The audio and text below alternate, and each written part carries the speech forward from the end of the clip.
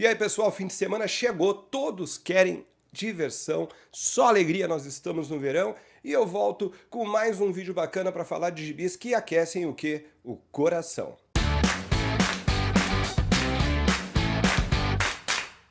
Depois dessa rima safada, vamos ao que interessa. Cara, eu sempre tive um estranhamento com os X-Men no cinema. E eu já criei mil teorias a respeito disso, todas elas acabam com alguma coisa de errado não está certo. E uma das que mais me incomodam é a má utilização dos personagens. Personagens que contribuíram para que a gente entendesse qual é o perrengue realmente de ser mutante. E um dos personagens que mais, digamos assim, sofreu no cinema, embora tenha sido interpretado por Elliot Page, é a Kitty Pryde.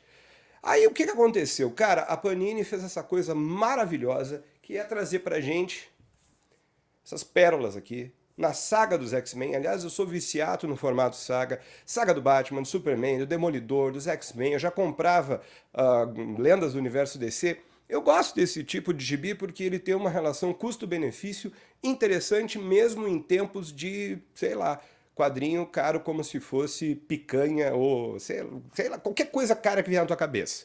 O que a saga dos X-Men traz é a reformulação, a reconstrução do grupo após Saga da Fênix Negra, que para muitos foi o apogeu e que parecia ser impossível chegar naquele nível.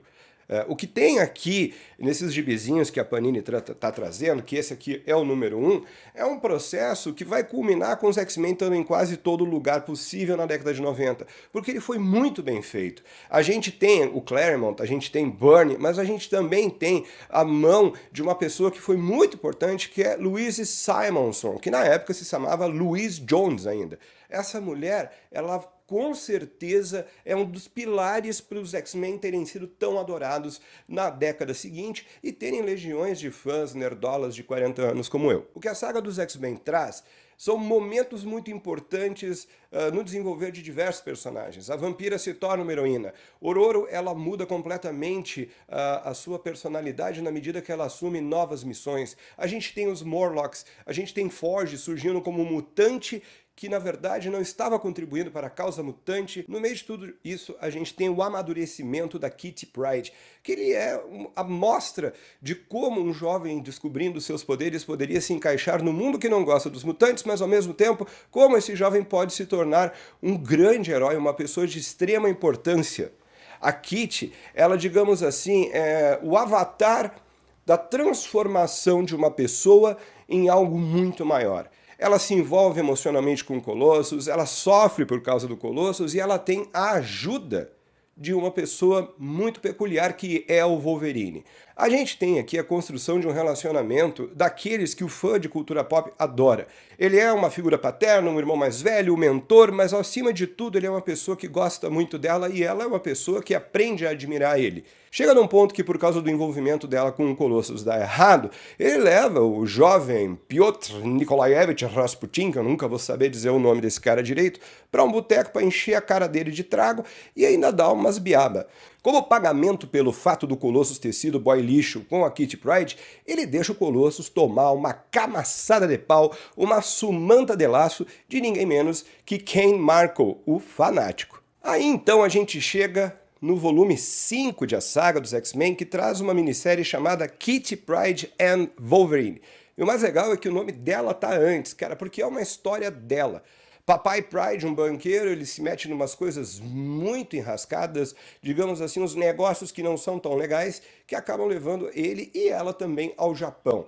E no Japão a gente reintroduz toda aquela parada do Wolverine, com a Yukio, com Mariko Yashida, o clã Yashida, e com um cara chamado Ogun, que é um sensei do Wolverine. Essa minissérie ela se desenvolve todinha no nível pupilo precisa de ajuda, mestre vai ao encontro dele para ajudá-lo a superar os desafios. E ela mostra, cara, coisas sensacionais da personalidade da Kitty, do quanto ela pode se tornar uma heroína muito potente, de como o Wolverine se sentia responsável por ela.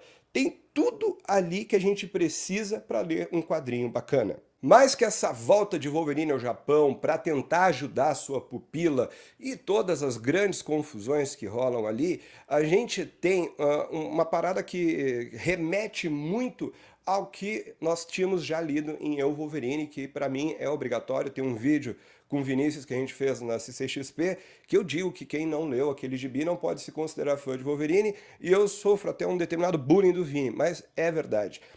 Essa parte da história do Logan, cara, pra mim é o pico, é o ápice do que a gente tem pra mostrar do que forma o caráter dele.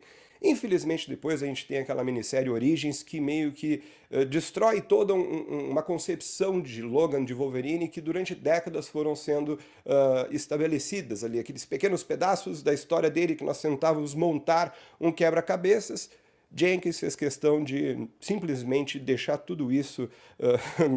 Cara, ele errou. Ele errou muito feio. Mas por que esse gibi aqui é tão legal e esse vídeo não vai ser só mais um velho falando de uma história de velho?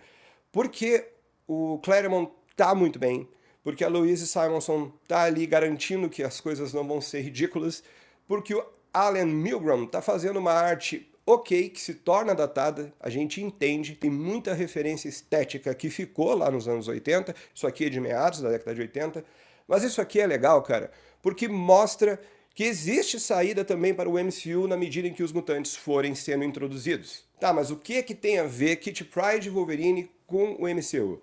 Bom, tem a ver o seguinte, o MCU ele não vive o melhor de seus momentos. Boa parte dos problemas do MCU é o nerdola mesmo, que não deixa as coisas seguirem o seu caminho e fica reclamando, inclusive, da etnia das pessoas em tela. Ou seja, pessoas que vão amargar um círculo do inferno totalmente especial dedicado a eles. Mas a outra parte também é porque a fórmula do MCU tá cansando.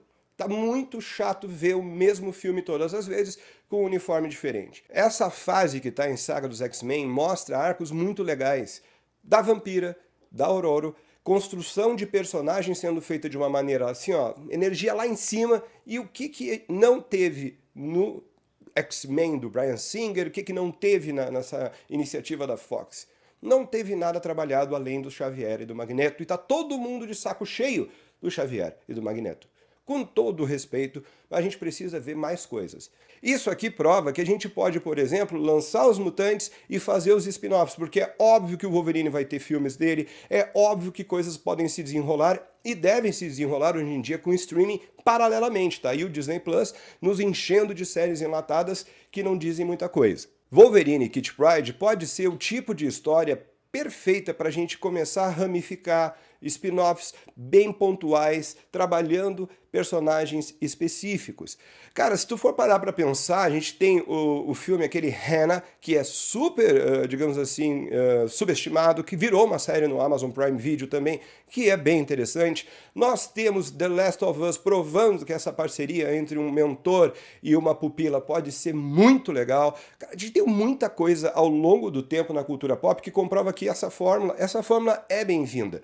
E aqui nós estaríamos trazendo para as telas coisas interessantíssimas como mostrar um Japão tecnológico, onde a Kitty tenta fazer algumas coisas e ela acaba sendo perseguida pela polícia, ao mesmo tempo um Japão super tradicional, a máfia, cara, tudo que a gente precisa para montar uma trama em 6 episódios, 8 episódios, tá aqui. São 6 quadrinhos. Dentro de uma fórmula que a gente sabe que é uma fórmula que funciona. E ao mesmo tempo nós iríamos estar expandindo o universo mutante para além de uma sequência de filmes com um orçamento gigantesco.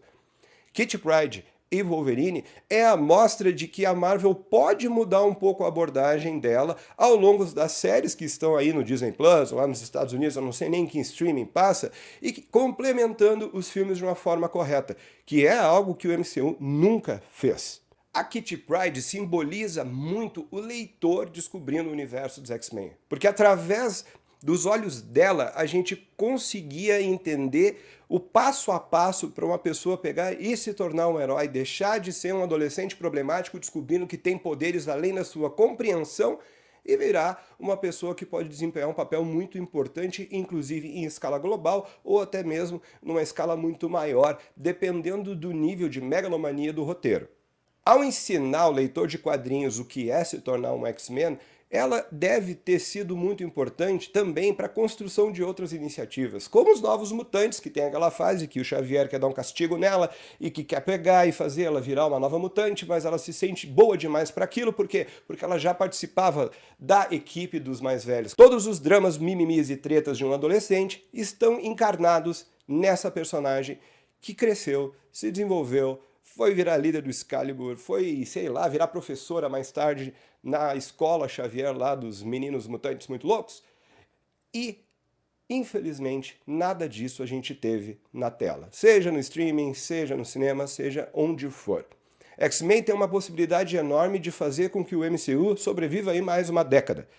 E esse material que hoje a Panini publica, fica aqui o meu grande abraço ao Raved, meu muito obrigado, esse material tem que ser aproveitado.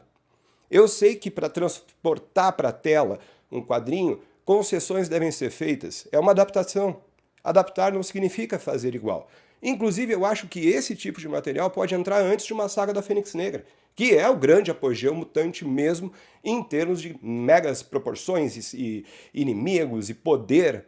Mas o que não dá mais é para a gente não ter material da qualidade que era feita pós-saga da Fênix Negra não sendo utilizado da forma correta no MCU. Galera, era isso. Por favor, comprem Saga dos X-Men. Comprem também Saga do Demolidor, do Batman, do Superman, todas as sagas, porque a gente pode pegar e fazer esse formato se tornar mais popular e quem sabe um dia a gente tem o Arqueiro do Mike Grell, nós já vamos ter o Flash do nosso queridíssimo Mark Waid. Vamos fazer com que esse seja um formato que contemple tanto a Panini quanto o leitor. Muito obrigado pelo vídeo, não esquece, faz aquela mão toda, comenta aí, diz que eu tô louco, dá o like, espalha a palavra desse vídeo para os teus amigos, porque semana que vem eu vou voltar com outro videozinho, porque agora ninguém para nós. É isso aí, Blockbuster na área, até o próximo vídeo. Forte abraço.